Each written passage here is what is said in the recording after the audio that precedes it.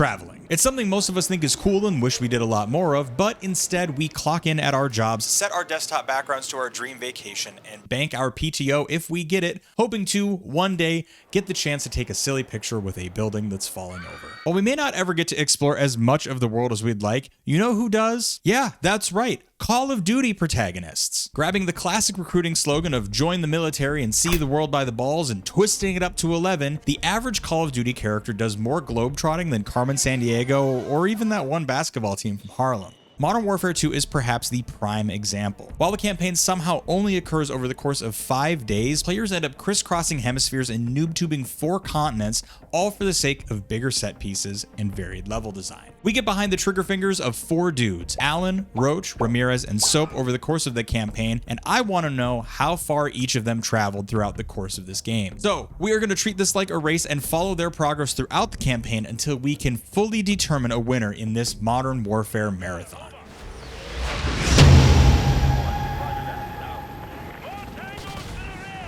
Our first contestants make their entrance from the 75th Ranger Regiment. While we don't meet Ramirez until later in the campaign, he and Alan are part of the same unit of Rangers under the command of Sergeant Foley. Thanks for the help, Private Alan. While the game starts in Afghanistan, our intrepid heroes are based out of and therefore started their journey in Fort Moore, Georgia, and the nondescript Firebase Phoenix, where we train the Afghan army, appears to be near the real-life Shajoy, Afghanistan. Initial deployments would have taken these guys from Fort Moore, then into Kandahar, and then finally over to Shajoy. Already, we have clocked in 7,759.25 miles. We haven't even done anything yet. Everyone get to your vehicles. We're moving out. It's in the second mission, Team Player, where we'll get into the action and encounter the first example of Call of Duty fudging reality. Get up, Private Alan! At the end of the tutorial mission, a bunch of Humvees full of wounded come flying back into base, and then we in turn rush back out to respond to that ambush. However, the mission takes place in a densely urban area, something that doesn't really have a driving distance analog near Shajoy. I know the game is really just trying to pay homage to Generation Kill here, but it does leave me in sort of a weird spot trying to find any sort of even pseudo-urban area on Google Earth. So I am going to go with this taking place in an alternate reality Kalakale, Afghanistan, as it is within a reasonable immediate response driving distance from Shajoy, and that will tack on an additional 1.3 miles for Alan and Ramirez. Upon proving his elite gamer skill by battling through alleys and schools, Alan is handpicked by General Shepard to learn Russian, get prison tattoos, and become a close associate of Makarov in approximately 1.5 days in order to help commit the atrocities of No Russian to learn for the CIA that Makarov was going to do the atrocities. I know I harped on this a lot in my last Modern Warfare 2 video, but it is buck wild to me that Shepard never fell under suspicion for the events of No Russian with this super rushed last-minute plan to drop us all into World War III. All targets destroyed. Anyways, this is where Alan and Ramirez will see their paths diverge as Alan is whisked away to join the CIA on board a submarine in the Indian Ocean. But before we can check back in on his temporally impossible travel times and his very dubious undercover mission, our perspective is going to shift over to our other 2 contestants. Soap and Roach, come on down! Or, well, actually come on up, since we first meet them in the mountains of Kazakhstan. But before we get our parkas on to join them, we need to account for Soap and Roach's own starting points. We know from Soap's journal, which was included in the collector's edition of Modern Warfare 3, you know, back when collector's editions had cool, real stuff in them, that even once he joined Task Force 141, he was still based out of Credenhill in the UK. So, jumping off from there, our big burly boys hop on a plane to fly to Kazakhstan. I'm just thinking about Soap and Roach flying economy class, trying to subtly squeeze themselves in on a commercial flight. Oh man, I am so excited for this vacation. And oh, look, here's my seat. Oh, man, dude, this is the worst part of flying. You know what I'm talking about? Stop saying, buddy. These seats are so uncomfortable. This 10-hour flight to Kazakhstan is going to be brutal. The chairs, they aren't ergonomic at all. I can't adjust my headrest. I can't recline. Really, the only reprieve I think I'm going to get on this whole flight is taking my shoes and socks off. Gosh, man, you are such a good listener. Tell you what, before I unlace these bad boys, let me tell you all about this office chair that I've got at home. It's so comfortable, and it's the sponsor of today's video, FlexiSpot. If there's one thing that I've skimped on throughout my 6 years of making content, It's definitely been my own comfort.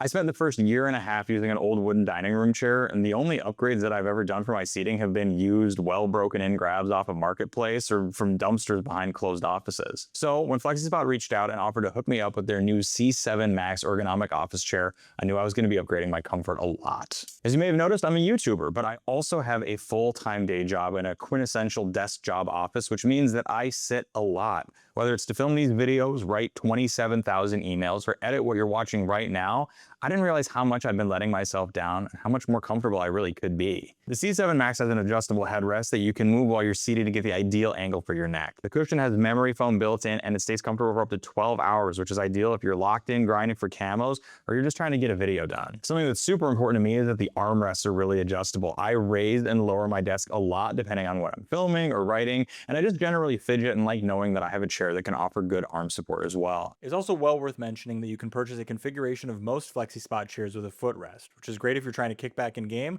or just watch your favorite YouTuber. You remember that dining chair that I mentioned? It was awful on my back, and even on my mascot, Skella Glenn, too. I sat him in that same dining chair and his spine literally separated from his pelvis.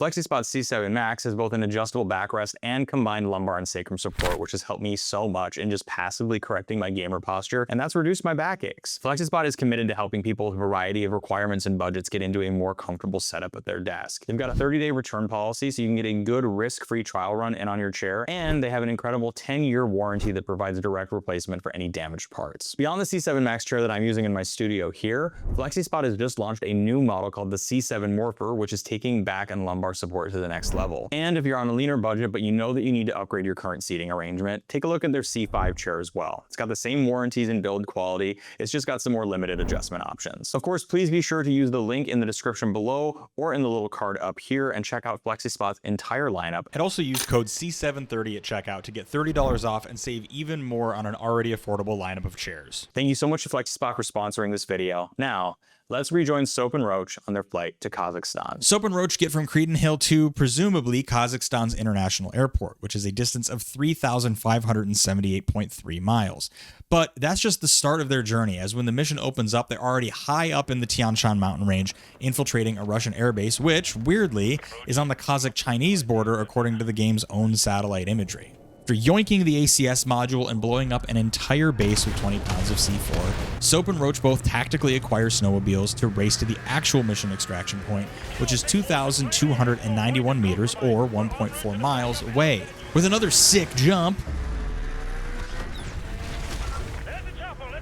Soap and Roach power slide up to the extraction helicopter, which is running on fumes, and make their escape back to a non-specified location. My gut says that these guys would go back to the Kazakhstan airport to refuel, and then I would suppose onto Shepard's submarine, which, from my best guess, is sitting in the Gulf of Oman to be a nearish by rally point for Soap and Roach to get collected at. It will never not boggle my mind that no Russian happens so early in the campaign, but I guess it does set the stage for everything else. We're back in control of Alan, who, again, has had maybe 24 hours to cram Duolingo, peel the second skin off of his new prison tats, become part of Makarov's inner circle, and get to Moscow from a submarine in the Indian Ocean to carry out a brutal attack. First, I thought Alan really did just go straight to Moscow, but I was recently watching a video put together by fellow YouTuber Replay Mode, where he was looking at some of the old Modern Warfare 2 DLC maps and discovered that the map Salvage strongly appears to be the location that Makarov and his crew plotted out the no-Russian attack. Now, I'm going to go full meta and stand in front of my green screen talking about COD so I can point at Replay Mode while he stands in front of his green screen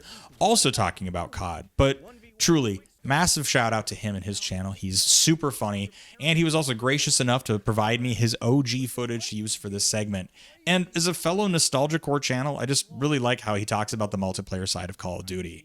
His channel is linked up here and down in the description below.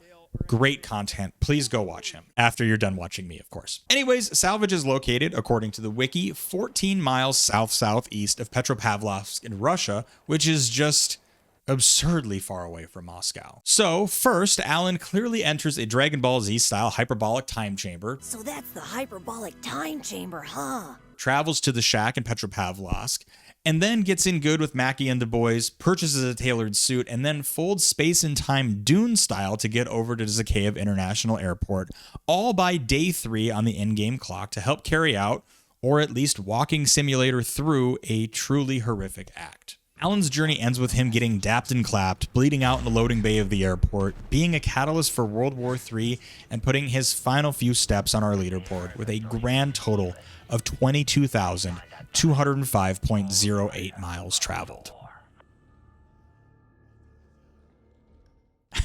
I titled this next section, I Would Walk a Brazilian Miles. With Allen's failure and implication in the airport massacre, Soap, Roach, and company are sent across the world to Rio de Janeiro, Brazil, to hunt down the arms dealer that sold the weapons used in the attack by Makarov. We know for a fact that Shepard's submarine is offshore once again for a quick exfil, so it's gotta have teleportation technology to be able to make it from the Gulf of Oman all the way to the Brazilian coast in approximately 30 hours. Regardless, with the sub chilling in international waters, the lads find themselves in the favelas of Rio, cause an international incident, and torture not one, but two guys, all while committing a multitude of war crimes that I talk about in my I Counted Every War Crime in Modern Warfare 2 video. But Task Force 141's daring escape needs to sit on the back burner for just a second because World War III is about to start Red Dawn style. We're running out of rooftop!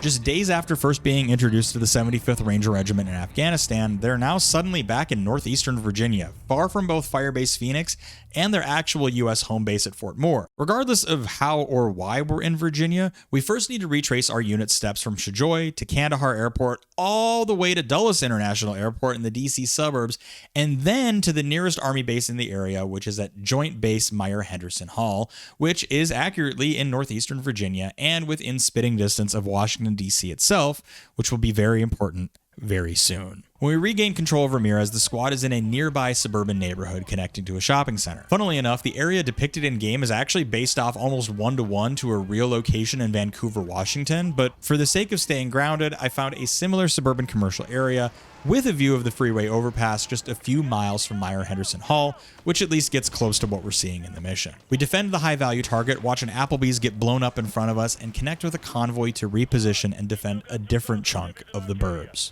If you got a family there, it's your lucky day. We're gonna go save their lives.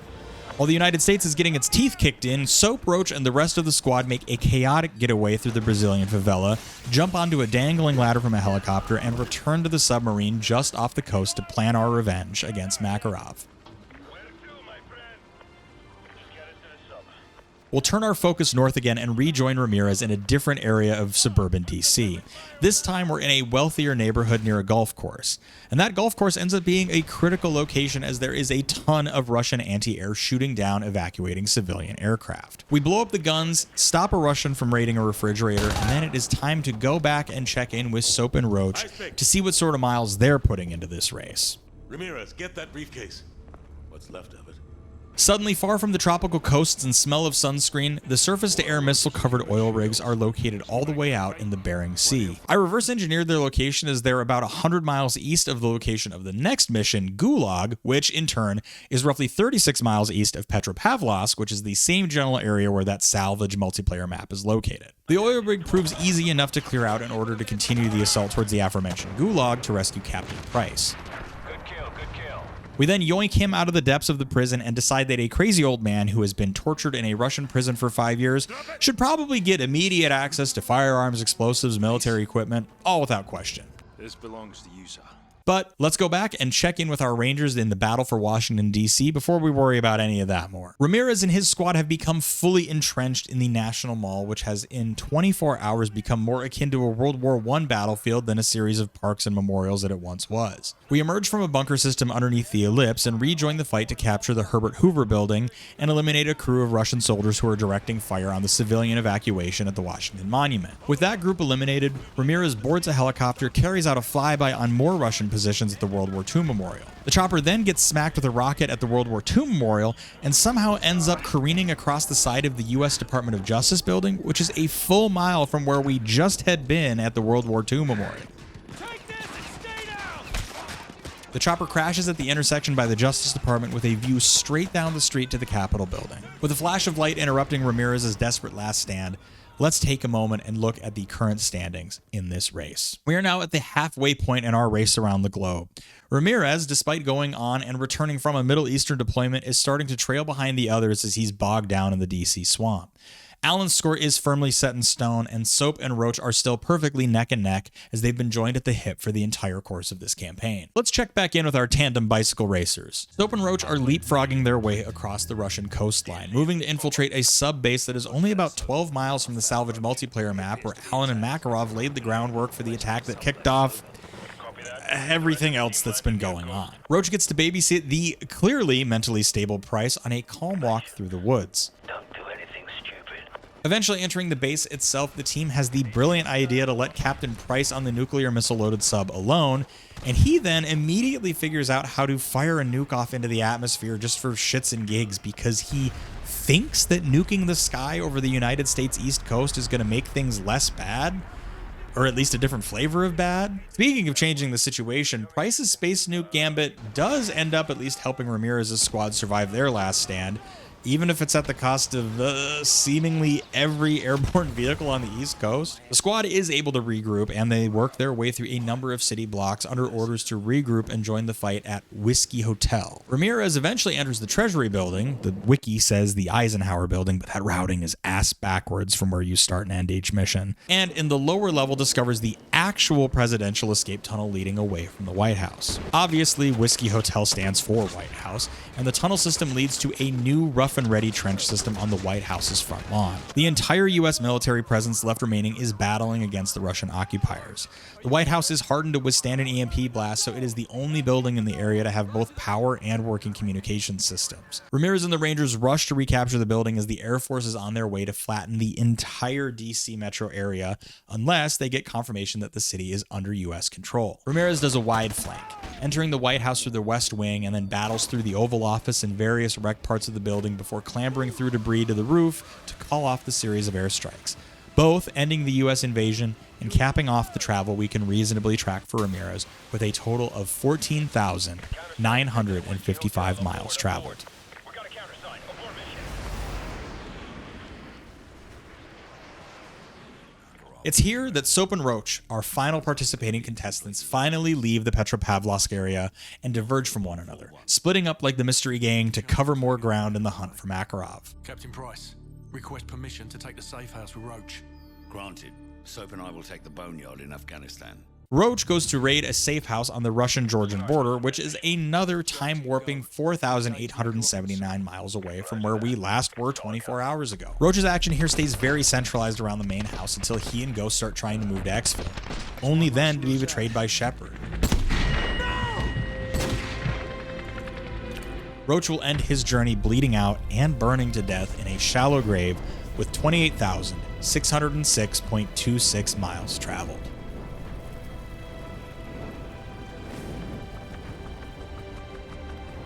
Soap and Price drew the straw that doesn't get you shot by a 67-year-old man's revolver, and they are taking the game's setting full circle, staking out an aircraft graveyard back in Afghanistan, which the wiki says is 160 miles southwest of Kandahar. This mission cracks me up because it's just insanely short. It's literally just a means to introduce another super cool multiplayer map before Soap ramps a truck into a plane to fly off into the final few levels.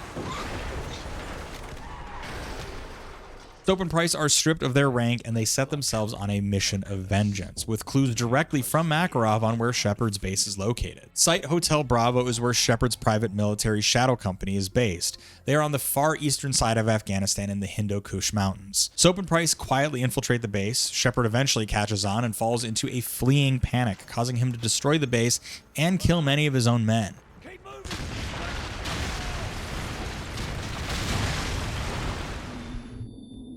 Soap and Price then steal a small Zodiac boat to pursue a fleeing Shepard down a river with a bunch of rapids. Now, I gotta say, I am really disappointed that there are no huge waterfalls on this part of the Hindu Kush River that are even close to what we see when Price noob tubes Shepard's helicopter.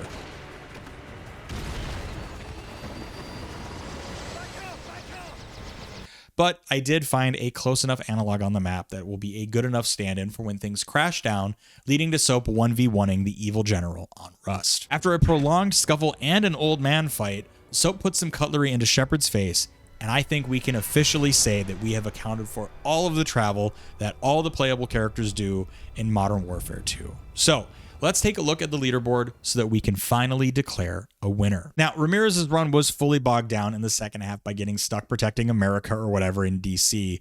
and he just couldn't keep pace with the others despite early jumps and doing a full round-trip deployment. Alan, I will say, put up a very commendable third place, given that he's only alive and moving in the game for 3 missions.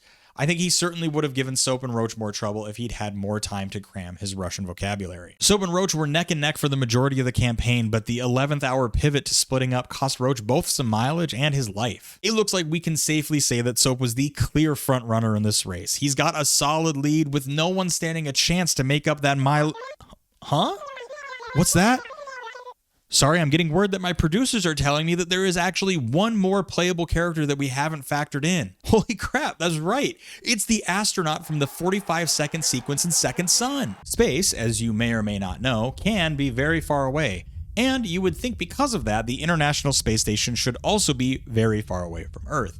But Sat-1's total distance traveled from Cape Canaveral to the International Space Station is only 250 miles. We keep the International Space Station in a perpetual low orbit. Technically, it's always just falling back towards Earth, and we just occasionally have to shove it further back towards space to keep it from re-entering the atmosphere and destroying someone's Hyundai Sonata on their Wednesday commute. We should take The International Space Station and push it somewhere else! This is real science, by the way. The International Space Station orbits the Earth at 17,100 miles per hour, circling the globe 15.5 times every day. Because Sat-1 is up there and connected to it, that means he is also moving at that blistering speed. All of this is going to become very important very quickly, as while we're in control of Sat-1, Captain Price launches and detonates that nuke in low orbit, blacking out the entire eastern seaboard and sending a shockwave throughout the atmosphere, shredding the International Space Station apart and sending Sat-1 untethered into orbit.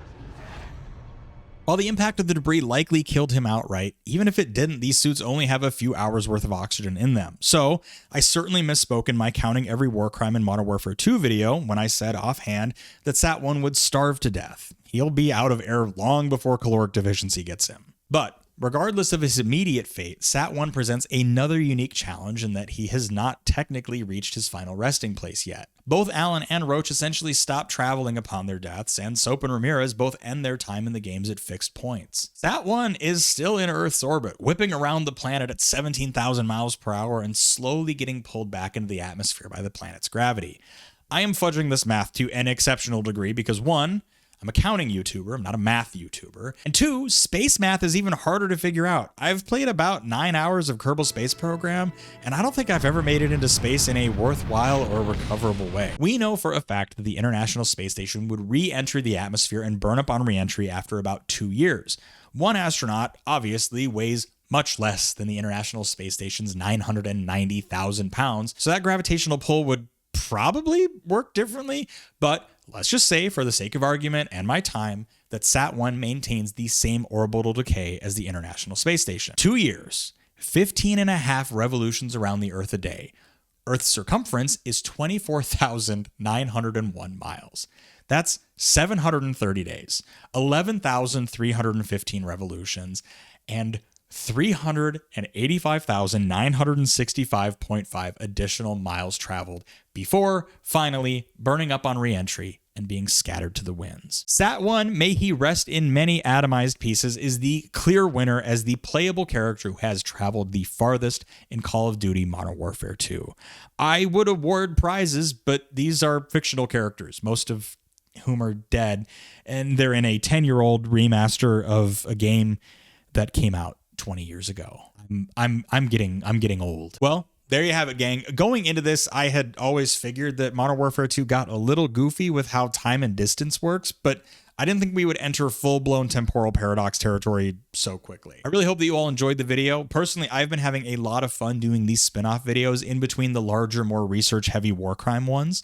So thank you again to my channel members for directly helping support the content, and another massive thank you to FlexiSpot for sponsoring today's video. Remember that you can use the link in the description to check out their whole selection of C7 chairs. Speaking of other things to click, why don't you check out some of the other videos I've done, where I calculated how destructive the nuke in COD 4 actually was, or how much money one of these campaigns even costs taxpayers. Be kind and do good, gamers. I'll see you in the next one.